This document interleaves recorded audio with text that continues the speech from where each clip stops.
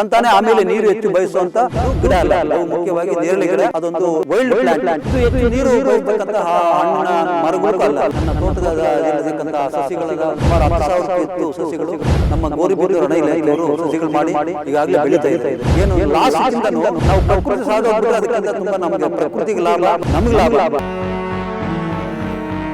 Sir, ಇದು ಹರಿತವನ. ನಾನು 1.5 ಎಕರೆಯಲ್ಲಿ ಒಂದು 350ರಿಂದ 400 ವಿಶೇಷವಾದ ಎಲ್ಲ ತಳಿಗಳನ್ನು ಬೆಳೆಸ್ತಾ ಇದ್ದೀನಿ. ನೋಡಿ, ನನ್ನ ಹಿಂದ್ಗಡೆ ಇರತಕ್ಕಂಥದ್ದು ನಮ್ಮ ದೊಡ್ಡ ಕುರುಗೋಡು ಕೆರೆ. ಸುಮಾರು 160 ಎಕರೆ ಪ್ರದೇಶದಲ್ಲಿ ನೀರು ತುಂಬಕ್ಕಂಥ ಒಂದು ಕೆರೆ. ನನ್ನ ಮುಂದಕ್ಕೆ ಒಂದು ಅರ್ಧ ಕಿಲೋಮೀಟರ್ದಲ್ಲಿ ಉತ್ತರ ಪಿನಾಕಿನಿ ಹರಿತದೆ. ಹಿಂದೆ ಇದು ವಿಶೇಷವಾಗಿ ಕಬ್ಬು ಬೆಳೀತಕ್ಕಂಥ ಒಂದು ಪ್ರದೇಶ. ಗೌರಿಬಿದನೂರಲ್ಲಿ ಸುಮಾರು 40,000 ಎಕರೆಯನ್ನು ನಾವು ಕಬ್ಬು ಬೆಳೆದು ರೈತರು ಜೀವನೋಪಾಯ ಮಾಡ್ತಾಯಿದ್ವಿ. ಕಳೆದ 30 ವರ್ಷದಿಂದ ಪ್ರಕೃತಿಯ ವಿಕೋಪನೋ ಪರಿಸರ ನಾಶದಿಂದನೂ ಮಳೆ ಸಕಾಲಕ್ಕೆ ಬರ್ತಾ ಇಲ್ಲ. ಹೀಗಾಗಿ ನಾವು ಕಬ್ಬನ್ನು ಬಿಟ್ಟು ಮುಸ್ಕುಂಜೋಳ ಬಿಟ್ಟು ಎಲ್ಲ ಕೂಡ ಯಾವುದು ಕೂಡ ಆಶಾದಾಯಕ ಅಲ್ಲ, ರೈತರಿಗೆ ವರಮಾನ ಕೊಡೋದಿಲ್ಲ ಅಂತ ತಿಳ್ಕೊಂಡು ನಾವೀಗ ಪ್ರಕೃತಿಗೆ ಪೂರಕವಾಗಿ ಒಂದು ನಿಶ್ಚಿತ ಆದಾಯ ಬರ್ತದೆ ಅಂತೇಳಿ ಒಂದು 50 ಒಂದು ಹಲಸು ಬೆಳೆದಿದ್ದೀನಿ. ಆ ಹಲಸಲ್ಲಿ ಕೂಡ ಸುಮಾರು ಒಂದು 30 ಪ್ರಭೇದಗಳಿದ್ದಾವೆ. ಮತ್ತು ಜಂಬುನೇರಳೆ 60 ಗಿಡಗಳನ್ನ ಬೆಳೆಸಿದ್ದೀನಿ. ಅದರಲ್ಲಿ ಒಂದು 8 ವೆರೈಟಿ ಪ್ರಭೇದಗಳಿದ್ದಾವೆ. ಹಲವಾರು ಒಂದು ಗ್ರೇಪ್ ಜಾಮೂನ್ ಅಂತಾರೆ, ಈ ಮತ್ತು ಧೂಪದಾಳ್ ಅಂತಾರೆ. ಈ ಥರ ಹಲವಾರು ಹೆಸರುಗಳು ಒಂದು 8ರಿಂದ 9 ವೆರೈಟಿ ಇದಿದ್ದಾವೆ. ಸುಮಾರು ಒಂದು 60 ಮಾವನ್ನು ಬೆಳೆಸಿದ್ದೀನಿ, ಡೆನ್ಸ್ ಪ್ಲಾಂಟೇಷನ್ನು. ಅದರಲ್ಲೂ ಕೂಡ ಒಂದು 35 ವೆರೈಟಿ ಇದ್ದಾವೆ. ಬೇರೆ ಬೇರೆ ಹಿಮಾಲಯ ತಪ್ಪಲಲ್ಲಿ ಬರ್ತಕ್ಕಂಥ ಹಲವಾರು ಡ್ರೈ ಫ್ರೂಟ್ಸನ್ನು ಇಲ್ಲಿ ಬೆಳೀತಾ ಇದ್ದೀನಿ. 35ಕ್ಕೂ ಹೆಚ್ಚು ಹಣ್ಣಿನ ಗಿಡಗಳನ್ನು ಇಲ್ಲಿ ಬೆಳೆಸಿದ್ದೀನಿ. ಅದು ಕಮರ್ಷಿಯಲ್ ಆಗದಿದ್ರೂ ಕೂಡ ನಮ್ಮನ್ನ ರೈತರಿಗೆ, ನಮ್ಮ ಮಕ್ಕಳಿಗೆ ಯಾವ ಜಾತಿ ಗಿಡ ಹೇಗಿರ್ತದೆ ಅಂತಕ್ಕಂಥದ್ದನ್ನ ತೋರಿಸ್ಲಿಕ್ಕಾಗಿ ಈ ಥರದ್ದು ಮಾಡಿದ್ದೀನಿ. ಬಹುಮುಖ್ಯವಾಗಿ ನಾನು ಹೆಚ್ಚಿನ ಆರ್ಥಿಕ, ನನಗೆ ಈ ನನ್ನ ಜೀವನಕ್ಕೆ ಸುಮಾರು ವರ್ಷಕ್ಕೆ 2 ಲಕ್ಷ ರೂಪಾಯಿ ನನ್ನ ಆದಾಯನ ನೋಡ್ತಾ ಇದ್ದೀನಿ. ಸುಸ್ಥಿರವಾದ ಬದುಕನ್ನು ನೋಡ್ತೀನಿ. ಇದ್ರ ಜೊತೆಗೆ ಪ್ರಕೃತಿಗೆ ಏನು ಗ್ಲೋಬಲ್ ವಾರ್ಮಿಂಗು, ಕ್ಲೈಮೇಟ್ ಚೇಂಜ್ ಅಂತಾರೆ, ಅದಕ್ಕಾಗಿ ನಮ್ಮ ಕಡೆಯಿಂದ ಈ ಪ್ರಕೃತಿಯನ್ನು ಏನು ಬ್ಯಾಲೆನ್ಸ್ ಮಾಡಲಿಕ್ಕಾಗಿ ನಾನು ಈ ತೋಟ ಮಾಡಿದ್ದೀನಿ, ಡೆನ್ಸ್ ಪ್ಲಾಂಟೇಷನ್ ಮಾಡಿದ್ದೀನಿ. ಒಂದು ನಮ್ಮ ಬಯಲು ಸೀಮೆಯಲ್ಲಿ ಒಂದು ಕಾಡು ಸೃಷ್ಟಿ ಮಾಡಬೇಕು ಅಂತ ಹೇಳ್ತಕ್ಕಂಥದ್ದು ನನ್ನ ಈ ಸಣ್ಣ ಪ್ರಯತ್ನ. ಇದನ್ನು ಸಾಕಷ್ಟು ರೈತರು ಬಂದು ಪ್ರೇರೇಪಣೆಯಾಗಿ ಸಾಕಷ್ಟು ಇದೇ ಥರದ ತೋಟಗಾರಿಕೆಯನ್ನು ಮಾಡ್ತಾಯಿದ್ರೆ, ನಾನು ಕೂಡ ಆಂಧ್ರ ಪ್ರದೇಶ ಇರ್ಬೋದು, ಬೇರೆ ಬೇರೆ ನಮ್ಮ ರೈತರಿಗೆ ಹೋಗ್ಬಿಟ್ಟು ಸಲಹೆ ಕೊಟ್ಟು ಅರಣ್ಯೀಕರಣ ಮಾಡಬೇಕು, ಹಾರ್ಟಿಕಲ್ಚರ್ ಕ್ರಾಪ್ಸ್ ಮಾಡಬೇಕು. ಯಾಕಂತೇಳಿದ್ರೆ ಈಗ ನಮ್ಮ ದೇಶದಲ್ಲಿ ರೈತರ ಬದುಕು ತಮಗೆಲ್ಲ ಗೊತ್ತೇ ಇದೆ. ನಿಶ್ಚಿತವಾದ ಆದಾಯ ಎಲ್ಲ ಬೆಳೆದ ಬೆಳೆಗಳಿಗೆ ಸೂಕ್ತ ಬೆಲೆ ಸಿಗ್ತಾ ಇಲ್ಲ. ಹಾಗಾಗಿ ಸಾಕಷ್ಟು ಜನ ಈ ವ್ಯವಸಾಯವನ್ನು ಮತ್ತು ತೋಟಗಾರಿಕೆ ಬೆಳೆಗಳನ್ನು ಬಿಟ್ಟು ಎಲ್ಲೋ ದೂರದ ಊರಿಗೆ, ಬೆಂಗಳೂರು ನಗರಗಳಂಥ ಪಟ್ಟಣಗಳಿಗೆ ಹೋಗಿ ಅಲ್ಲಿ ಜೀವನ ಮಾಡೋದು ದುಸ್ತರ ಆಗ್ತಕ್ಕಂಥ ಪರಿಸ್ಥಿತಿಗಳಾಗಿದ್ದಾವೆ. ಅದನ್ನು ಒಂದು ಮತ್ತೆ ನಮ್ಮ ಜನ ಮತ್ತೆ ಹಳ್ಳಿ ಕಡೆ ಬರಬೇಕು, ಮತ್ತೆ ಸುಸ್ಥಿರವಾದನ್ನು ಬದುಕನ್ನು ಕಾಣಬೇಕು. ಮತ್ತು ಹಳ್ಳಿಗಳು ಹಿಂದಿನ ಕಾಲದಲ್ಲಿ ಹೇಗೆ ಒಂದು ಸಮೃದ್ಧಿಯಿಂದ ಕಾಣಿದ್ವಿ, ಸಂಪತ್ತಿಂದ ನೋಡ್ತಾ ಇದ್ವಿ, ಆ ಸ್ಥಿತಿಯನ್ನು ಮತ್ತೆ ಕಾಣಲಿಕ್ಕಾಗಿ ಒಂದು ಸಣ್ಣ ಪ್ರಯತ್ನ, ಒಂದು ಪ್ರೇರಣೆ ಕೊಡಲಿಕ್ಕಾಗಿ ನಾನು ಈ ಪ್ರಯತ್ನಗಳು ಮಾಡ್ತಾಯಿದ್ದೀನಿ. ದುಡಿದೋ ಕೈಗೆ ಕೆಲಸ ಕೊಡಿ, ಈ ಪ್ರಕೃತಿಯನ್ನು ಅರಸು ಮಾಡತಕ್ಕಂಥ ಈ ಅರಣ್ಯೀಕರಣಕ್ಕೆ, ತೋಟಗಾರಿಕೆಗೆ ಹೆಚ್ಚು ಒತ್ತು ಕೊಡಿ. ಈ ಕನಿಷ್ಠ ಒಂದು 10 ವರ್ಷದಲ್ಲಿ ನಮ್ಮ ಇಡೀ ಭಾರತ ದೇಶದಲ್ಲಿ ಹಸಿರೀಕರಣ ಮಾಡೋಣ. ಈ ಮೂಲಕ ಈ ಪ್ರಕೃತಿ ಮಾತೆಯನ್ನು ಬ್ಯಾಲೆನ್ಸ್ ಆಗಿ ಕಾಲಕ್ಕೆ ಮಳೆ ಬರ್ತದೆ, ರೈತನ ಮುಖದಲ್ಲಿ ಸಂತೋಷ ಕಾಣ್ತಾಳೆ. ಈಗಾಗಲೇ ನಾವು ಇಡೀ ದೇಶಾದ್ಯಂತ ಆಹಾರ ಕ್ಷಾಮಗಳನ್ನು ನೋಡ್ತಾ ಇದ್ದೀವಿ. ನಾವು ಎಚ್ಚೆತ್ತುಕೊಳ್ತಾ ಇದ್ದರೆ, ಪ್ರಕೃತಿಯೊಂದಿಗೆ ನಾವು ಕನೆಕ್ಟ್ ಆಗದಿದ್ದರೆ ಪ್ರಕೃತಿ ನಾವು ನೋಡಬೇಕಾಗ್ತದೆ. ಹಾಗಾಗಿ ನಾವೆಲ್ಲ ಕೂಡ ಸರ್ಕಾರ, ಸಾರ್ವಜನಿಕರು ಎಲ್ಲ ಕೂಡ ಪ್ರಕೃತಿಯೊಂದಿಗೆ ನಾವು ಬೆಸೆಯಬೇಕಾಗ್ತದೆ, ಪ್ರಕೃತಿಯೊಂದಿಗೆ ನಾವು ಕನೆಕ್ಟ್ ಆಗಬೇಕಾಗ್ತದೆ. ಪ್ರಕೃತಿಯೊಂದಿಗೆ ನಾವು ಕನೆಕ್ಟ್ ಆದರೆ ಖಂಡಿತ ನಮಗೆ ಪ್ರಕೃತಿ ಸದಾ ನಮ್ಮ ಜೊತೆಯಲ್ಲಿರ್ತಾಳೆ. ನಮ್ಮೆಲ್ಲರ ಆರೋಗ್ಯವನ್ನು, ಭಾಗ್ಯವನ್ನು ನಮಗೆ ಸದಾ ನೀಡ್ತಾ ಇರ್ತಾಳೆ. ಇದು ನನ್ನ ತೋಟದಲ್ಲಿ ಸುಮಾರು 60 ಜಂಬುನೇರಳೆ ಅದರಲ್ಲಿ ಸುಮಾರು 8 ವೆರೈಟಿ ಇದ್ದಾವೆ. ಒಂದು ಧೂಪದಾಳ್ ಅಂತ, ಬೇರೆ ಬೇರೆ ಧರ್ಮಪುರಿ, ಇದು ತಮಿಳುನಾಡು ಒಂದು ವೆರೈಟಿ, ಧಾರವಾಡ ಕಡೆ ಒಂದು ವೆರೈಟಿ ಇದೆ. ಮತ್ತು ವಿಶೇಷವಾಗಿ ಒಂದು ಗ್ರೇಪ್ ಜಾಮೂನ್ ಅಂತ, ತುಂಬ ಸಣ್ಣದಾಗಿರ್ತದೆ, ದ್ರಾಕ್ಷಿಯದ್ದಿರ್ತದೆ, ತುಂಬ ಸ್ವೀಟ್ ಇರ್ತದೆ. ಈ ಥರದ ನಾನಾ ಪ್ರಭೇದ ಸೀಡ್ಲೆಸ್ಸು ಜಾಮೂನ್ ಇದೆ. ಇವೆಲ್ಲ ಕೂಡ ಕೆಲವು ಹೆಸರುಗಳು ನಾನು ಮರ್ತೋಗಿದ್ದೀನಿ. ಬೇರೆ ಬೇರೆ ಉತ್ತರ ಕರ್ನಾಟಕದಿದೆ, ಮಹಾರಾಷ್ಟ್ರದ ವೆರೈಟಿ ಇದೆ, ಈಗ ನಮ್ಮ ಕರ್ನಾಟಕದ್ದೇ ಇದ್ದಾವೆ. ಸುಮಾರು 8ರಿಂದ 9 ವೆರೈಟಿ ಇದಿದ್ದಾವೆ. ಇದು ಗ್ರೇಪ್ ಜಾಮೂನ್ ಅಂತ. ಇದೊಂದು ವಿಶೇಷವಾಗಿ ನಾನು ರಾಜಮಂಡ್ರಿಯಿಂದ ತೊಗೊಂಬಂದಿದ್ದೀನಿ. ನೋಡಿ, ಗ್ರೇಪ್ಸ್ ಥರ ಗೊಂಚಲು ಕಾಣಿಸ್ತದೆ. ಇದು ತುಂಬ ಸ್ವೀಟಾಗಿರ್ತದೆ. ಈ ವೆರೈಟಿ ನಮ್ಮ ಸ್ನೇಹಿತರು ಗೌರಿಬಿದನೂರು ಡಾಕ್ಟರ್ ವಿರೂಪಾಕ್ಷ ಅಂತೇಳಿ ಈ ಹಣ್ಣನ್ನು ಸುಮಾರು 100-150 kgಗಳಷ್ಟು ಪ್ರತಿ ಸಲ ತಮ್ಮ ಬೆಂಗಳೂರು ತೊಗೊಂಡೋಗಿ ಅವರ ಡಾಕ್ಟರ್ ಸ್ನೇಹಿತರಿಗೆ ಹಂಚ್ತಾರೆ. ನೋಡಿ ಇದನ್ನು ಗ್ರೇಪ್ ಜಾಮೂನ್ ಅಂತಾರೆ. ನೋಡಿ ಈ ಥರ ನಮ್ಮ ದ್ರಾಕ್ಷಿ ಇದ್ದಾಗೆ ಗೊಂಚಲು ಈ ಥರ ಬಿಡ್ತದೆ. ಇದು ಗ್ರೇಪ್ ಜಾಮೂನ್. ಅದು ಪಕ್ಕದಲ್ಲಿ ಕೂಡ ಒಂದು ಸೀಡ್ಲೆಸ್ ಜಾಮೂನ್ ಅಂತ, ಅದರಲ್ಲಿ ಸೀಡ್ ತುಂಬ ನಮ್ಗೆ ಗೊತ್ತಾಗೋದಿಲ್ಲ, ಆ ಥರ ಸೀಡ್ಲೆಸ್ ಜಾಮೂನ್ ಇದೆ. ಸರ್ ಇದು ಗಿಡ ಎಲ್ಲಿ ಸಿಗುತ್ತೆ? ಇದು ನಾನು ತೊಗೊಂಬಂದಿದ್ದು ರಾಜಮಂಡ್ರಿಯಿಂದ ನಾನು ತೊಗೊಂಬಂದಿದ್ದು. ಇಲ್ಲಿಂದ ಇಲ್ಲಿಂದ ಸುಮಾರು ರಾಜಮಂಡ್ರಿ ಅಂತೇಳಿ ನಮ್ಮ ಗೋದಾವರಿ ಗೋದಾವರಿ ನದಿಯ ಪಕ್ಕದಲ್ಲಿರ್ತಕ್ಕಂಥ ರಾಜಮಂಡ್ರಿ ಅಂತ ಕಡಿಯಮ್ಮನ ನರ್ಸರಿಯಿಂದ ತೊಗೊಂಬಂದಿದ್ದು ಗ್ರೇಪ್ ಜಾಮೂನ್ ಅಂತ. ನೋಡಿ ಇದು ಗ್ರೇಪ್ ಜಾಮೂನ್ ತುಂಬ ಸ್ವೀಟಾಗಿರ್ತದೆ. ಹಣ್ಣು ಚಿಕ್ಕದಾದರೂ ಕೂಡ ಇದರ ಮೆಡಿಸಿನಲ್ ವ್ಯಾಲ್ಯೂಸ್ ಇರ್ಬೋದು, ಇದರ ಆರೋಮಾ ಸ್ಮೆಲ್ ಇರ್ಬೋದು, ಅದರ ಟೇಸ್ಟು ಒಂದೊಂದು ಮರಕ್ಕೂ ಒಂದೊಂದು ವಿಶೇಷ ಇದೆ. ಈಗ ಬಹು ಮುಖ್ಯವಾಗಿ ನಮ್ಮ ಗ್ರಾಹಕರು ಆ ಸೈಜನ್ನು ನೋಡ್ತಾರೆ ಮತ್ತು ಶೈನಿಂಗ್ ನೋಡ್ತಾರೆ. ನಾವು ಇದು ನ್ಯಾಚುರಲ್ ಆಗಿ ಬೆಳೆಯೋದ್ರಿಂದ ತುಂಬ ಕಡಿಮೆ ಸೈಜ್ ಇರ್ತದೆ. ಇದು ನಾಟಿ ನಮ್ಮ ಜಮುನೇರಳೆ ಅಂತ ಕೆಲವರು ತಗೊಳ್ಳೋದು ಕೂಡ ಇಲ್ಲ. ಬಹುಶಃ ಇದನ್ನು ಟೇಸ್ಟ್ ಮಾಡಿದ್ರೆ ಮತ್ತೆ ಇದೇ ಬೇಕು ಅಂತಾರೆ. ಇದರದ ಏನು ಗ್ರೇಪ್ ಜಾಮೂನಿನ ಒಂದು ವಿಶೇಷತೆ. ಇದು ತುಂಬ ಹೊಸ ವೆರೈಟಿ. ಇದು ನನಗೆ ಎಲ್ಲಿ ಬೆಳೀತಾರೆ ಅಂತ ಗೊತ್ತಿಲ್ಲ. ನಾನು ವಿಶೇಷವಾಗಿ ಅದನ್ನು ನೋಡಿ ತೊಗೊಂಬಂದು ಬೆಳೆದಿದ್ದೀನಿ. ಬಹುಶಃ ಈ ಥರ ವೆರೈಟಿ ನನಗಂತೂ ನೋಡಿಲ್ಲ. ಯಾಕಂದರೆ ಇದು ತುಂಬ ಸಣ್ಣದು ಬಿಡೋದ್ರಿಂದ ಜನ ಯಾರು ದೊಡ್ಡ ಮಟ್ಟದಲ್ಲಿ ಇದನ್ನ ಇಷ್ಟಪಡೋದಿಲ್ಲ. ಯಾಕಂದರೆ ಈಗೆಲ್ಲ ಕೂಡ ಸೈಜ್ ನೋಡ್ತಾರೆ, ಶೈನಿಂಗ್ ನೋಡ್ತಾರೆ.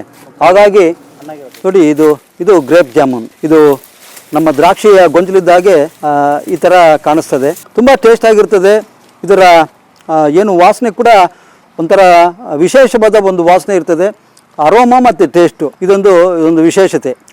ಇಲ್ಲಿರ್ತಕ್ಕಂಥ ಒಂದು 60 ಮರಗಳಲ್ಲೂ ಒಂದೊಂದು ಟೇಸ್ಟು, ಒಂದೊಂದು ಸೈಜು, ಒಂದೊಂದು ಏನು ಒಂಥರ ಟೇಸ್ಟು ಸ್ಮೆಲ್ ಇದೆಯಲ್ಲ, ಆ ಸ್ಮೆಲ್ ಕೂಡ ಅಷ್ಟೇ. ಸರ್ ಈಗ ಡಿಮ್ಯಾಂಡು ನಮ್ಮ ಒಂದಷ್ಟು ಡಾಕ್ಟರ್ ಸ್ನೇಹಿತರು ಇದಕ್ಕೆ ಬಂದು ಈ ಗ್ರೇಪ್ ಜಾಮೂನಿಗೆ ತಗೊಂಡು ವಿಶೇಷವಾಗಿ ಬೆಂಗಳೂರು ತಗೊಂಡು ಹೋಗ್ತಾರೆ. ಅದನ್ನ ರುಚಿ ನೋಡಿದ್ರೆ ಗೊತ್ತಾಗ್ತದೆ. ಯಾಕಂದ್ರೆ ಸಾಕಷ್ಟು ಜನ ಇದು ಸಣ್ಣಗಿದೆ ಅಂತೇಳಿ ಯಾರು ಇಷ್ಟಪಡೋದಿಲ್ಲ. ಒಂದ್ಸಲ ಇದರ ರುಚಿಯನ್ನು ನೋಡಿದ್ರೆ ಮತ್ತೆ ಇದೇ ಬೇಕು ಅಂತಾರೆ. ಏನಿಲ್ಲ, ಝೀರೋ ಮೇಂಟೆನೆನ್ಸ್. ನಾವೆಲ್ಲ ಪ್ರಕೃತಿಯಾಗಿ ತುಂಬಾ ಕಡಿಮೆ ಮಟ್ಟದಲ್ಲಿ ನಾವು ಗೊಬ್ಬರ ಕೊಡ್ತೀವಿ. ಇದು ಇನ್ನೂ ಹೆಚ್ಚು ಗೊಬ್ಬರ ಕೊಟ್ಟಷ್ಟು ಇನ್ನೂ ಹೆಚ್ಚಾಗಿ ಬರ್ತದೆ. ಹಾಗಾಗಿ ಈ ಜಮೀನಲ್ಲಿ ಇರ್ತಕ್ಕಂಥದ್ದು ತುಂಬಾ ಮೈಂಟೆನೆನ್ಸ್ ಮಾಡಬೇಕು ಅವಶ್ಯಕತೆ ಇಲ್ಲ. ಇದೊಂದು ವೈಲ್ಡ್ ಪ್ಲಾಂಟ್ ಆಗಿರೋದ್ರಿಂದ ಇದಕ್ಕೇನು ತುಂಬಾ ಕೇರ್ ಬೇಕಾಗಿರ್ತಕ್ಕಂಥ ಅವಶ್ಯಕತೆ ಇಲ್ಲ. ಈ ಮರ ಸೀಡ್ಲೆಸ್ ಜಾಮೂನ್ ಅಂತ, ತುಂಬ ಸ್ವೀಟು. ಇದರಲ್ಲಿ ಬೀಜನೇ ಇರೋದಿಲ್ಲ. ಬೀಜ ಸಣ್ಣದಾಗಿರ್ತದೆ, ಅದು ಗೊತ್ತಾಗೋದಿಲ್ಲ ನಮಗೆ ಬೀಜ ಇದರಲ್ಲಿದೆ ಅಂತ. ಇದು ಸೀಡ್ಲೆಸ್ ಜಾಮೂನ್ ಅಂತ. ಇದು ಕೂಡ ನಾನು ರಾಜಮಂಡ್ರಿ ಕಡೆಯಿಂದನೇ ತಗೊಂಬಂದಿದ್ದೀನಿ. ಈ ಥರದ್ದು ಬೇರೆ ಇದೆ. ಬೇರೆ ವೆರೈಟೀಸ್. ಈಗ ವೈಟ್ ಜಾಮೂನ್ ಇದೆ, ಅದು ನಾನು ಸಕಲೇಶ್ಪುರದಿಂದ ತಗೊಂಬಂದಿದ್ದೀನಿ. ಈ ಥರ ಮತ್ತು ರೆಡ್ ಜಾಮೂನ್ ಅಂತ ಇದೆ. ಡಿಫ್ರೆಂಟ್ ಸ್ಮೆಲ್ ಬರ್ತದೆ. ಇದು ಸೀಡ್ಲೆಸ್ ಜಾಮೂನ್ ಅಂತ. ಮುಂದೆ ನಾನು ರೈತರಿಗೆ ಇದು ಸುಮಾರು ಒಂದು 8 ವೆರೈಟಿ ರೈತರಿಗೆ ಯಾವುದು ಇಷ್ಟಪಡ್ತಾರೋ, ಯಾವುದು ಗ್ರಾಹಕರು ಇಷ್ಟಪಡ್ತಾರೋ ಅದನ್ನು ಸಸಿ ಮಾಡಿ ಕಸಿಗಳು ಮಾಡಿ ರೈತರಿಗೆ ಹಂಚಬೇಕು ಅನ್ನೋ ಉದ್ದೇಶದನ್ನೇ ಈ ಥರ ಒಂದು ಮದರ್ ಪ್ಲಾಂಟ್ಸ್ನ ನಾನು ಬೆಳೆಸ್ತಾ ಇದ್ದೀನಿ. ಹೌದೌದು. ಈಗ ನೋಡಿ, ವಿಶೇಷವಾಗಿ ಇದು ಹೊಟ್ಟೆ ಬಹುಮುಖ್ಯವಾಗಿ ನೇರಳೆ ಅಂತಕ್ಕಂಥದ್ದು ಹೊಟ್ಟೆ ತುಂಬಲಿಕ್ಕಾಗಲ್ಲ. ಇದು ಮೆಡಿಸಿನಲ್. ಇದು ಆರೋಗ್ಯದ ದೃಷ್ಟಿಯಿಂದನೇ, ಒಂದು ವೈದ್ಯಕೀಯ ದೃಷ್ಟಿಯಿಂದನೇ ಈ ಹಣ್ಣನ್ನು ನಾವು ನೋಡಬೇಕಾಗ್ತದೆ. ಹಾಗಾಗಿ ಸೈಜ್ ಮುಖ್ಯ ಅಲ್ಲ, ಅದು ಮೂರ್ತಿ ಚಿಕ್ಕದಾದರೂ ಕೀರ್ತಿ ದೊಡ್ಡದು ಅಂತಾರಲ್ಲ, ಹಾಗಾಗಿ ಈ ಹಣ್ಣಿನ ಈ ಗುಣನೇ ಅಷ್ಟು. ನಾವು ದೊಡ್ಡದು ಈಗ ಬೇರೆ ತಮಿಳ್ನಾಡು ಆ ಭಾಗದಲ್ಲಿ ಫರ್ಟಿಲೈಸರ್ ಹಾಕಿ ಕೆಮಿಕಲ್ಸ್ ಹಾಕಿ ಇದು ಮಾಡ್ತಾರೆ, ಬಹು ದೊಡ್ಡದಾಗಿರ್ತದೆ. ನಾವು ಆ ಥರ ದೊಡ್ಡದಾಗಿರ್ತಕ್ಕಂಥದ್ದನ್ನ ನಾವು ಅದಕ್ಕಿಂತ ಹೆಚ್ಚಾಗಿ ಅದ್ರ ಗುಣ, ಅದ್ರ ಕ್ವಾಲಿಟೀಸು, ಅದ್ರ ಮೆಡಿಸಿನಲ್ ವ್ಯಾಲ್ಯೂಸು, ಅದರ ಕ್ಯಾರೆಕ್ಟರಿಸ್ಟಿಕ್ಸು, ಹಣ್ಣಿನ ಗುಣಗಳನ್ನ ನಾವು ನೋಡಬೇಕಾಗ್ತದೆ. ಇದು ಸೀಡ್ಲೆಸ್ ಜಾಮೂನ್. ಇದಕ್ಕೂ ಇದೆ ಸರ್, ಪ್ರತಿಯೊಂದು ತನ್ನದೇ ಆದ ಪ್ರತ್ಯೇಕತೆ ಇದೆ. ಬೀಜ ಇಲ್ಲೇ ಇರೋದ್ರಿಂದ ತುಂಬ ಚಿಕ್ಕ ಮಕ್ಕಳು ತುಂಬ ಇಷ್ಟಪಟ್ಟು ತಿಂತಾರೆ. ನೋಡಿ, ಇದು ತುಂಬ ಚಿಕ್ಕದಾಗಿ ಇರ್ತದೆ. ಇದು ಕೂಡ ತುಂಬ ಸಣ್ಣದಾಗಿದೆ. ಬಹುಶಃ ನಾವಿನ್ನೂ ಗೊಬ್ಬರ ಕೊಟ್ಟು 10 ವರ್ಷ ಆಗಿದೆ. ಈಗ ಅದಕ್ಕಾಗಿ ಒಂದು ಸಾವಯವ ದೇಸಿ ಹಸುಗಳನ್ನು ಮೇಯಿಸಿ ಆ ಗೊಬ್ಬರ ಕೊಟ್ಟರೆ ಇನ್ನೂ ಇದ್ರದ್ದು ಸೈಜು ಪ್ರಮಾಣ ಜಾಸ್ತಿ ಆಗ್ತದೆ. ಇದು ನಾನು ನಮ್ಮ ಬೇರೆ ನಮ್ಮ ಕರ್ನಾಟಕದಾದ್ಯಂತ ಬಹು ಮುಖ್ಯವಾಗಿ ಹಿತಕಾರಿ ನರ್ಸರಿ ಅಂತಿದೆ, ಮತ್ತು ನಂದಿ ಹಿಲ್ದ ಹತ್ರ ಒಂದು ನರ್ಸರಿ ಇದೆ, ಮತ್ತು ನಮ್ಮ ಬೆಂಗಳೂರು GKVK ಹಾರ್ಟಿಕಲ್ಚರು, ಮತ್ತು ನಮ್ಮ ರಾಜಮಂಡ್ರಿ ಹತ್ರ ಒಂದು ಕಡಿಯಮ್ಮ ಅಂತೇಳಿ ಒಂದು ಇಡೀ ದೇಶದಲ್ಲಿ ಅತಿ ದೊಡ್ಡ ನರ್ಸರಿ ಇದೆ. ಆ ನರ್ಸರಿಯಿಂದ ಕೂಡ ತೊಗೊಂಬಂದಿದ್ದೀನಿ. ಎಲ್ಲೆಲ್ಲಿ ವೆರೈಟೀಸ್ ಇದಾವೆ ಅಂತೇಳಿ ಎಲ್ಲ ಹುಡುಕಿ ಈ ಗಿಡಗಳನ್ನು ತಂದು ಸುಮಾರು 8 ರಿಂದ 9 ಜಮುನೇರಳೆ ಗಿಡಗಳನ್ನ ಇದು ಮಾಡಿದ್ದೀನಿ. ಇದ್ರ ಉದ್ದೇಶ ಮುಂದೆ ನಮ್ಮ ರೈತರು ಆ ಹಣ್ಣಿನ ಫ್ಲೇವರು, ರುಚಿ, ಕಲ್ಲರು ನೋಡಿ ನಾವೇ ಸಸಿಗಳು ಮಾಡಿ ರೈತರಿಗೆ ಕೊಡಬೇಕು ಅಂತ ನಮ್ಮ ಉದ್ದೇಶ. ಆ ಉದ್ದೇಶದಲ್ಲೇ ಬೇರೆ ಬೇರೆ ವೆರೈಟೀಸ್ ಎಲ್ಲ ತೊಗೊಂಬಂದು ಇಲ್ಲಿ ನಾಟಿ ಮಾಡಿದ್ದೀನಿ. ಇದು ನಾಟಿ ಮಾಡಿ 12 ವರ್ಷ ಆಯಿತು. ಈ 12 ವರ್ಷದಲ್ಲಿ ನನಗೆ 5 ವರ್ಷದಿಂದ ನಿಶ್ಚಿತವಾದ ಒಂದು ಆದಾಯ ಪ್ರತಿ ವರ್ಷ ಜಾಸ್ತಿ ಆಗ್ತಾಯಿದೆ. ಇದು ಬಹುಮುಖ್ಯವಾಗಿ ಬಿಟ್ಟ ಎಲ್ಲ ಹಣ್ಣು ಕೂಡ ನಮ್ಗೆ ಸಿಗೋದಿಲ್ಲ. ಗಾಳಿ ಮಳೆ ಬಂದರೆ 50% ಹೆಚ್ಚು ಹಣ್ಣು ಮಣ್ಣು ಪಾಲಾಗ್ತದೆ. ಅದು ನಮಗೇನು ಬೇಜಾರಿಲ್ಲ. ಅದು ಯಾಕಂದರೆ ಪ್ರಕೃತಿ ಕೊಟ್ಟಿದ್ದು ನಾವು ಸಂಪೂರ್ಣ ತಗೊಳ್ಳೋದು ಕೂಡ ಸರಿಯಲ್ಲ. ಒಂದು 50% ಸಿಕ್ಕಿದ್ರು ಕೂಡ ನಮಗೆ ಇದರಿಂದ ಸುಮಾರು 2000 kg ಸಿಗ್ತದೆ. ನಾವು ಯಾವುದೇ ಒಂದು ಪೆಸ್ಟಿಸೈಡ್ಸ್ ಆಗಲಿ ಫರ್ಟಿಲೈಸರ್ಸು ಹಾಕೋದಿಲ್ಲ. ಏಕೆಂದರೆ ಈ ಹಣ್ಣಿನ ವಿಶೇಷ ಏನು ಅಂತ ಹೇಳಿದ್ರೆ, ಈ ಹಣ್ಣು ಹೊಟ್ಟೆ ತುಂಬಲಿಕ್ಕೆ ಅಲ್ಲ, ಇದು ಬಹುಮುಖ್ಯವಾಗಿ ಡಯಾಬಿಟಿಸ್ಗೆ, ಶುಗರ್ ಪೇಷಂಟ್ಸ್ಗೆ ಮತ್ತು ಲಿವರು, ಕಿಡ್ನಿ ಇದೆಲ್ಲ ಕೂಡ ರಕ್ತ ಶುದ್ಧಿಯನ್ನು ಮಾಡ್ತದೆ. ಹಲವಾರು ಕಾಯಿಲೆಗಳಿಗೆ ಇದು ಹಣ್ಣುಗಳಲ್ಲೇ ಅತಿ ಉತ್ಕೃಷ್ಟವಾದದ್ದು, ತುಂಬ ವ್ಯಾಲ್ಯೂಬಲ್ಲು ಹಣ್ಣು ಅಂತೇಳಿ ನಮ್ಮ ಆಯುರ್ವೇದದಲ್ಲಿ ಹೇಳಿದ್ದಾರೆ. ಮತ್ತು ನಮ್ಮ ಮಾಡರ್ನ್ ಸೈನ್ಸ್ ಕೂಡ ಅದನ್ನೇ ಹೇಳ್ತದೆ. ಹೀಗಾಗಿ ಇದೊಂದು ಪ್ರತಿಯೊಬ್ಬರು ಕೂಡ ವರ್ಷದಲ್ಲಿ ಕೇವಲ 1 ತಿಂಗಳು ಸಿಗ್ತಕ್ಕಂಥದ್ದು ಈ ಹಣ್ಣು. ಅದನ್ನು ನಾವು ಪ್ರತಿಯೊಬ್ಬರು ಕೂಡ ಚಿಕ್ಕ ಮಕ್ಕಳಿಂದ ಕೂಡ 70-80 ವರ್ಷದ ಮುದುಕರು ಯಾವುದೇ ವಯಸ್ಸಿನ ಇದಲ್ಲದೆ ಈ ಹಣ್ಣನ್ನ ತಿನ್ನಲೇಬೇಕಾಗ್ತದೆ. ನಾವು ಹೇಳೋದಲ್ಲ, ಡಾಕ್ಟ್ರು ಕೂಡ ಸಜೆಸ್ಟ್ ಮಾಡ್ತಾರೆ. ಆಯುರ್ವೇದಿಕ್ ಡಾಕ್ಟ್ರು, ಎಲ್ಲ ವಿಧವಾದ ಡಾಕ್ಟರ್ಸ್ ಕೂಡ ಈ ಹಣ್ಣಿಗೆ ತುಂಬ ಪ್ರಾಮುಖ್ಯತೆ ಕೊಡ್ತಾರೆ. ಹಾಗಾಗಿ ಇದು ಔಷಧೀಯ ಗುಣ ಇರತಕ್ಕಂಥ ಹಣ್ಣು. ಪ್ರತಿಯೊಬ್ಬರು ಪ್ರತಿ ವರ್ಷ ಕನಿಷ್ಠ ಒಂದು ಅರ್ಧ kg ಆದರೂ ಕೂಡ ಹಣ್ಣು ತಿನ್ನಬೇಕಾಗ್ತದೆ. ಬಟ್ ಇದನ್ನು ತಿನ್ನುವಾಗ ನಾವು ಯಾವುದೇ ಪೆಸ್ಟಿಸೈಡ್ಸು ಫರ್ಟಿಲೈಸರ್ ಹಾಕೋದಿಲ್ಲ. ಬಟ್ ತಿನ್ನೋದಕ್ಕೆ ಮುಂಚೆ ಬಿಸಿ ನೀರಲ್ಲಿ ಸ್ವಲ್ಪ ಉಪ್ಪು ಹಾಕಿ ಅದನ್ನು ತೊಳೆದು ತಿಂದರೆ ಆ ಮೇಲ್ಭಾಗದಲ್ಲಿರ್ತಕ್ಕಂಥ ಏನಾದರೂ ಸಣ್ಣ ಮೈಕ್ರೋ ಆರ್ಗನಿಮ್ಸ್, ಜರ್ಮ್ಸ್ ಇದಾಗ್ತದೆ. ಹಾಗಾಗಿ ಮತ್ತೇನು ಅದನ್ನು ನಾವು ಇದು ಮಾಡ್ಕೋಬಾರ್ದು. ಇದೊಂದು ಇತ್ತೀಚೆಗೆ ಸಾಕಷ್ಟು ಅದನ್ನು ಸ್ಕ್ವಾಷ್ ಮಾಡ್ತಾಯಿದ್ದಾರೆ, ಸಿರಪ್ ಮಾಡ್ತಾಯಿದ್ದಾರೆ, ಮತ್ತು ಈ ಹಣ್ಣಿನ ಬೀಜದಿಂದ ಕೂಡ ಪೌಡ್ರ್ ಮಾಡ್ತಾಯಿದ್ದಾರೆ, ಮತ್ತು ಡಯಾಬಿಟಿಕ್ಕಾಗಿ ಅದನ್ನು ಸಿರಪ್ ಕೂಡ ಮಾಡ್ತಾಯಿದ್ದಾರೆ. ಹಾಗಾಗಿ ಇದು ತುಂಬ ಉಪಯುಕ್ತವಾದಂಥ ಹಣ್ಣು. ಇದೆಲ್ಲರಿಗೂ ಸಿಗ್ತಾ ಇಲ್ಲ. ಈ ರೈತರು ಇನ್ನೂ ಸಾಕಷ್ಟು ವೆರೈಟೀಸನ್ನು ನೆಡಲಿಕ್ಕಾಗಿ ರೈತರಿಗೆ ಸರ್ಕಾರದಿಂದ, ಅರಣ್ಯ ಇಲಾಖೆಯಿಂದ ಇರ್ಬೋದು, ಹಾರ್ಟಿಕಲ್ಚರಿಂದ ಸರ್ಕಾರ ರೈತರಿಗೆ ಕೊಟ್ಟರೆ ಇದು ನಾವು ಸ್ಕ್ವಾಷ್ ಕೂಡ ಮಾಡ್ಬೋದು. ಈಗ ಜ್ಯೂಸ್ ಅಂಗಡಿಗಳಲ್ಲಿ ನೇರಳೆ ಶರಬತ್ತು ಅಂತಲೂ ಕೊಡ್ತಾರೆ. ಭಾಳ ಹಿಂದೆ ಚಿಕ್ಕ ಮಕ್ಕಳಿಗೆ ಏನಾದರೂ ಆರೋಗ್ಯ ಸಮಸ್ಯೆ ಆದರೆ ನೇರಳೆ ಶರಬತ್ತು ಅಂತ ಕೊಡ್ತಾಯಿದ್ರು. ಆ ಥರದ್ದು ಈಗ ಪ್ರತಿ ವರ್ಷ ಸಿಗಬೇಕಂದ್ರೆ, ಈಗ ನಾನು ಮೊನ್ನೆ ಮೈಸೂರಿಗೆ ಹೋಗಿದ್ದೆ, ಆ ಸೆಂಟ್ರಲ್ ಫುಡ್ ಟೆಕ್ನಾಲಜಿ ಇದಕ್ಕೆ. ಅವರು ಈಗ ಇದನ್ನು ಸ್ಕ್ವಾಷ್ ಮಾಡಿ ಸಿರಪ್ ಮಾಡಿ ಪ್ರತಿ ಜ್ಯೂಸು ಅಂಗಡಿಗಳಲ್ಲೂ, ಐಸ್ ಕ್ರೀಮ್ಗಳಲ್ಲೂ ಇದೆಲ್ಲ ಕೂಡ ಇದು ಮಾಡ್ತಕ್ಕಂಥದ್ದು ಇದೆ. ಇದು ಬಹು ಬೇಡಿಕೆ ಆಗಿರ್ತಕ್ಕಂತಹ ಆರೋಗ್ಯಕರದ ಹಣ್ಣು. ಇದನ್ನು ನಮ್ಮ ಸರ್ಕಾರ, ನಮ್ಮ ಹಾರ್ಟಿಕಲ್ಚರ್ ಇಲಾಖೆ, ಅರಣ್ಯ ಇಲಾಖೆ ಹೆಚ್ಚು ಇದು ಮಾಡಬಹುದು.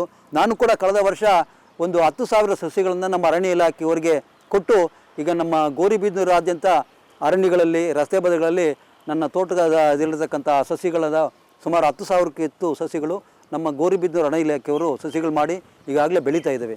ಹೀಗಾಗಿ ಇದು ಗೊಬ್ಬರ ನಾವು ಯಾವುದೂ ಕೂಡ ಹಾಕೋದಿಲ್ಲ. ಹೀಗೆ ನಾವು ಕಳೆದ 10 ವರ್ಷದಿಂದ ಏನೂ ಉಪಯೋಗ ಇಲ್ಲ, ನ್ಯಾಚುರಲಾಗಿ ಬೆಳೀತಾ ಇದ್ದೀವಿ.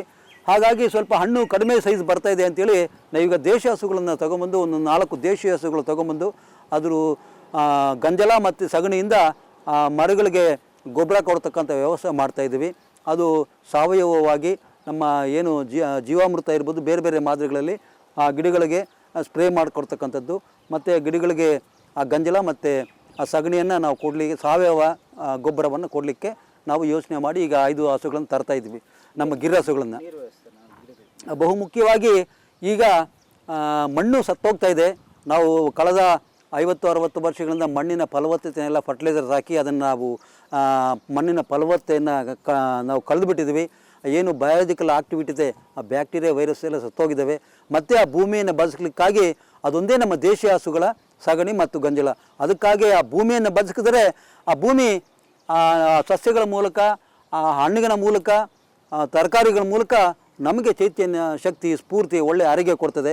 ಹಾಗಾಗಿ ನಾವು ಮಣ್ಣಿಗೆ ಜೀವ ಕೊಡ್ತಕ್ಕಂಥ ಕೆಲಸ ನಮ್ಮ ದೇಶೀಯ ಹಸುಗಳಿಂದ ನಾವು ಕೊಡ್ತಕ್ಕಂಥ ನಾನು ಕೆಲಸ ಈಗ ಮಾಡ್ತಾಯಿದ್ದೀನಿ. ಹೀಗಾಗಿ ಇದು ನಾವು ಹೆಚ್ಚು ದೇಶೀಯ ಹಸುಗಳನ್ನು ನಮ್ಮ ಭೂಮಿಗೆ ಕೊಟ್ಟರೆ ಆ ಭೂಮಿ ಬದುಕ್ತದೆ. ಆ ಭೂಮಿಯ ಸ್ವಾದಿಷ್ಟತೆ, ಬರ್ತಕ್ಕಂಥ ಹಣ್ಣಿನ ಸ್ವಾದ ಇರ್ಬೋದು, ರುಚಿ ಇರ್ಬೋದು, ಗಾತ್ರ, ಅದೆಲ್ಲ ಕೂಡ ತುಂಬ ಚೆನ್ನಾಗಿರ್ತದೆ. ಹಾಗಾಗಿ ನಮ್ಮ ದೇಶೀಯ ಹಸುಗಳನ್ನು, ದೇಶೀಯ ಗೋ ಸಂಪತ್ತನ್ನು ಉಳಿಸ್ಬೇಕು, ನಮ್ಮ ಭೂಮಿಯನ್ನು ಉಳಿಸ್ಬೇಕು, ನಮ್ಮ ಪ್ರಕೃತಿಯನ್ನು ಉಳಿಸ್ಬೇಕು. ಈ ಮೂಲಕ ನಮ್ಮ ಮಳೆಯ ಕೂಡ ಪ್ರಮಾಣ ಜಾಸ್ತಿ ಆಗ್ತದೆ. ಇದೆಲ್ಲ ಕೂಡ ಆ ಪ್ರಕೃತಿಯ ಭಾಗ, ಆ ಪಂಚಭೂತಗಳನ್ನು ನಿಯಂತ್ರಣ ಮಾಡ್ತಕ್ಕಂಥದ್ದು ಈ ಮರಗಿಡಗಳು. ನಾವು ಈ ಪರಿಸರಕ್ಕೆ ಬೆಲೆ ಕೊಡೋಣ, ಪರಿಸರವನ್ನು ಸದಾ ನಿರಂತರವಾಗಿ ನಾವು ಆ ಪರಿಸರಕ್ಕೆ ಪೂರಕವಾದಂಥ ಕೆಲಸಗಳು ಮಾಡೋಣ. ನಿರಂತರವಾಗಿ ಪ್ರತಿಯೊಬ್ಬರು ಕೂಡ ಮರಗಿಡಗಳನ್ನು ಬೆಳೆಸಿ ಅರಣ್ಯೀಕರಣ ಮಾಡಿ ಆದಾಯವನ್ನು ಕೂಡ ನಾವು ತರಲಿಕ್ಕೆ ನಾವೆಲ್ಲ ಕೂಡ ಇದ್ದಾವೆ. ನಿಮ್ಮ ತೋಟದಲ್ಲಿ ಬೆಳೆಯುವ ನೇರಳೆ ಡಿಮ್ಯಾಂಡ್ ಯಾವ ಥರ ಇದೆ? ಡಿಮ್ಯಾಂಡು ನಮ್ಮ ಬೇರೆ ಬೇರೆ ನನ್ನ ಏನು ಈ ನಮ್ಮ ಮಾಧ್ಯಮದ ಮೂಲಕ, ಈ ಏನು ಎಲೆಕ್ಟ್ರಾನಿಕ್ ಮಾಧ್ಯಮದ ಮೂಲಕ ಪತ್ರಕರ್ತರು ಒಂದಷ್ಟು ಇದು ಮಾಡಿದರೆ, ಎಲ್ಲೆಲ್ಲೋ ದೂರದ ಮೈಸೂರಿಂದ ಆರ್ಡ್ರ್ ಬರ್ತದೆ, ಬೆಂಗಳೂರಿಂದ ಆರ್ಡ್ರ್ ಬರ್ತದೆ. ಈಗ ಇಲ್ಲೇ ಬಂದು ನಮ್ಮ ರೈತರು, ನಮ್ಮ ಸ್ನೇಹಿತರು ಇಲ್ಲಿಂದನೇ ತಗೊಂಡು ಹೋಗೋ ಕೆಲಸ ಆಗ್ತದೆ. ಯಾಕಂತೇಳಿದ್ರೆ ನಾವು ಆರ್ಗ್ಯಾನಿಕ್ ಫ್ರೂಟ್ಸ್ ಆಗಿರೋದ್ರಿಂದ ಇಲ್ಲಿಗೆ ಬಂದು ಡಿಮ್ಯಾಂಡು, ಇದು ತುಂಬ ಡಿಮ್ಯಾಂಡ್ ಇದೆ. ಅವರೇ ಬಂದು ಇಲ್ಲಿಂದ ತಗೊಂಡು ಹೋಗ್ತಾರೆ. ಹೀಗಾಗಿ ಮತ್ತು ಲೇಬರ್ಸ್ ಪ್ರಾಬ್ಲಮ್ಮು, ಇದನ್ನು ಕೀಳಲಿಕ್ಕಾಗಿ ಈಗ ತಜ್ಞರು ಯಾರೂ ಇಲ್ಲ, ನಾವೇ ಅದನ್ನು ಕೀಳಲಿಕ್ಕೆ ಪ್ರಯತ್ನ ಪಡ್ತಾಯಿದ್ದೀವಿ. ಅದನ್ನು ಕೀಳಲಿಕ್ಕಾಗಿ ಎಕ್ಸ್ಪರ್ಟ್ಸ್ನ ಬೇರೆ ಆಂಧ್ರದಿಂದ ನಾವು ಕರ್ಕೊಂಬರ್ತಾ ಇದ್ದೀವಿ. ಇದರಲ್ಲಿ ನಷ್ಟ ಕೂಡ ಇದೆ. ಆದಾಯ ಪ್ರತಿ ವರ್ಷಕ್ಕೆ ನನಗೆ ಈ 50-60 ಮರಗಳಿಂದ ಕನಿಷ್ಠ 2 ಲಕ್ಷ ರೂಪಾಯಿ ಆದಾಯ ಇದೆ. ನಿಶ್ಚಿತವಾದ ಆದಾಯ ಅಂತೂ ಇದ್ದೇ ಇದೆ. ಕ್ರಿಮಿನಾಶಕಗಳು ನಾವು ಯಾವುದೇ ಕ್ರಿಮಿನಾಶಕಗಳನ್ನ ಬಯಸೋದಿಲ್ಲ. ಪ್ರಕೃತಿಗೆ ಆ ಶಕ್ತಿ ಚೈತನ್ಯ ಇದೆ. ನಾವು ಯಾವಾಗ ಹೆಚ್ಚು ಹೆಚ್ಚು ಔಷಧಿಗಳನ್ನು ಹೊಡಿತೇವೋ ಆಗ ಆ ಕ್ರಿಮಿಕೀಟಗಳಿಗೆ ತನ್ನಷ್ಟಕ್ಕೆ ತಾನೇ ಶಕ್ತಿ ಬಂದು ಅದನ್ನು ಉಳಿಸ್ಕೊಳ್ಳೋ ಶಕ್ತಿ ಬರೋದಿಲ್ಲ. ಹಾಗಾಗಿ ನಾವು ತಂತಾನೆ ಪ್ರಕೃತಿಗೆ ಬಿಟ್ಟರೆ ಪ್ರಕೃತಿಯಲ್ಲಿ ಆ ಶಕ್ತಿ ಇದೆ. ಯಾವ್ಯಾವ ಕ್ರಿಮಿಕೀಟಗಳು ತಿನ್ನಬೇಕು ಅದೆಲ್ಲ ತಿನ್ನಬೇಕು. ನಾವು ಒಬ್ಬರೇ ಮನುಷ್ಯ ಒಬ್ಬರೇ ಅಲ್ಲ, ಅದೊಂದು ಬಯೋಡೈವರ್ಸಿಟಿ ಅಂತಕ್ಕಂಥ ನಾವು ಹಾಳು ಮಾಡಬಾರ್ದು. ಯಾಕಂದರೆ ಇದೊಂದು ನಿಗೂಢ ವಿಸ್ಮಯ ಜಗತ್ತು ಪರಿಸರ ಅಂತಕ್ಕಂಥದ್ದು. ನಾವು ಪ್ರಾಣಿ ಕೀಟಗಳನ್ನು ನಾವು ಹೆಚ್ಚು ಹೆಚ್ಚು ಅದನ್ನು ಕೊಲ್ಲಿಕ್ಕೆ ಪ್ರಯತ್ನ ಪಟ್ಟಿದ್ರೆ ಅದು ತಂತಾನೇ ರೋಗ ನಿರೋಧ, ಅದನ್ನು ಪೆಸ್ಟಿಸೈಡ್ಸ್ನ ಕಂಟ್ರೋಲು ಮಾಡಲಿಕ್ಕೆ ಅದು ಬಂದು ನೀವು ಯಾವುದೇ ಔಷಧ ಹೊಡೆದು ಕೂಡ ಅದು ನಾಶ ಆಗೋದಿಲ್ಲ. ಹಾಗೆ ನಾವು ಪ್ರಕೃತಿಯಾಗ ಬಿಟ್ಟರೆ ನೋಡಿ, ನನ್ನ ತೋಟದಲ್ಲಿ ಬೇರೆ ಬೇರೆ ಈಗ ಕ್ರಿಮಿಗಳನ್ನು ತಿನ್ನಲಿಕ್ಕೆ ಬೇರೆ ಬೇರೆ ಪ್ರಾಣಿಗಳೆಲ್ಲ ಬರ್ತವೆ, ಬೇರೆ ಬೇರೆ ಪಕ್ಷಿಗಳು ಬರ್ತವೆ, ಬೇರೆ ಬೇರೆ ಓತಿಕ್ಯಾತಿಗಳು ಬರ್ತವೆ. ಅದು ಬ್ಯಾಲೆನ್ಸ್, ಅದು ಒಂದು ಚೈನ್, ಫುಡ್ ಚೈನ್. ಅದು ನಾವು ಯಾವತ್ತೂ ಕೂಡ ನಾನು ವಿನಂತಿ ಮಾಡ್ಕೊಳ್ಳೋದು ಈ ಮೂಲಕ, ದಯಮಾಡಿ ರೈತ ಬಾಂಧವರು ಈ ವಿಷಯುಕ್ತವಾದ ಪೆಸ್ಟಿಸೈಡ್ಸ್ನ ಹೊಡೆದು ಆ ಪ್ರಕೃತಿಯ ಬಯೋಡೈವರ್ಸಿಟಿನ ಜೀವ ಸಂಕುಲವನ್ನು ದಯಮಾಡಿ ನಾವು ಅದನ್ನು ನಾಶ ಮಾಡಬಾರ್ದು. ನೋಡಿ, ಕ್ರಿಮಿಕೀಟಗಳು ಅಕಸ್ಮಾತ್ ನೊಣ ಪಣ ಬಂದು ಇದ್ರೂ ಕೂಡ ಏನು ಕೂಡ ಆಗೋದಿಲ್ಲ. ಹಾಗಾಗಿ ನಾವು ಅದರಿಂದ ಬರ್ತಕ್ಕಂತಹ ಒಂದು ಏನು ಲಾಸ್ಕ್ಕಿಂತನೂ ನಾವು ಪ್ರಕೃತಿ ಸಾಧೋಗ್ಬಿಟ್ರೆ ಅದಕ್ಕಿಂತ ತುಂಬ ನಮಗೆ ಪ್ರಕೃತಿಗೆ ಲಾಭ, ನಮಗೆ ಲಾಭ. ಹಾಗಾಗಿ ನಾನು ಯಾವುದೇ ಪೆಸ್ಟಿಸೈಡ್ಸ್ ಹೊಡಲಿಕ್ಕೆ ವಿರೋಧ ಇದ್ದೀನಿ. ನಾನು ನ್ಯಾಚುರಲ್ ಆಗಿ ನಾನು ಪ್ರಕೃತಿಗೆ ಬಿಟ್ಬಿಡ್ತೀನಿ. ಪ್ರಕೃತಿ ಅದನ್ನು ತನ್ನ ಕೆಲಸ ತಾನು ಮಾಡ್ಕೊಳ್ತದೆ. ನೀರಾವರಿ ನೋಡಿ, ನಮಗೆ ನಮ್ಮ ಪೂರ್ವಕ್ಕೆ ಒಂದು 100-150 ಮೀಟ್ರ್ಗಳಲ್ಲಿ ಒಂದು ಕೆರೆ ಇದೆ. ಆ ಕೆರೆಗೆ ನೀರು ಬಂದರೆ ನಮಗೆ ಒಂದು ಬೋರ್ವೆಲ್ ಇದೆ. ಬೋರ್ವೆಲ್ಲಲ್ಲಿ ನಿಶ್ಚಿತವಾಗಿ ನೀರು ಬರ್ತದೆ. ಇದು ಹೆಚ್ಚು ನೀರು ಬಯಸ್ತಕ್ಕಂತಹ ಹಣ್ಣಿನ ಮರಗಳಿಗೂ ಅಲ್ಲ. ಯಾವಾಗಲೂ ಹಣ್ಣು ಬಿಟ್ಟಾಗ ಅದು ಹೂ ಹಾಕಿದಾಗ ಮಾತ್ರ ಸ್ವಲ್ಪ ನೀರು ಬೇಕಾಗ್ತದೆ. ಮತ್ತು ಗಿಡ ಒಂದು 5 ವರ್ಷ ಬೆಳೆಯೋವರೆಗೆ ನೀರು ಬೇಕಾಗ್ತದೆ. ತಂತಾನೆ ಆಮೇಲೆ ನೀರು ಹೆಚ್ಚು ಬಯಸುವಂಥ ಇದು ಗಿಡ ಅಲ್ಲ. ಬಹುಮುಖ್ಯವಾಗಿ ನೇರಳೆ ಗಿಡ ಅದೊಂದು ವೈಲ್ಡ್ ಪ್ಲ್ಯಾಂಟು. ಹಾಗಾಗಿ ಇದು ಯಾವುದೇ ನೀರನ್ನು ಹೆಚ್ಚು ಬೇಡ್ತಕ್ಕಂತಹ ಗಿಡ ಅಲ್ಲ.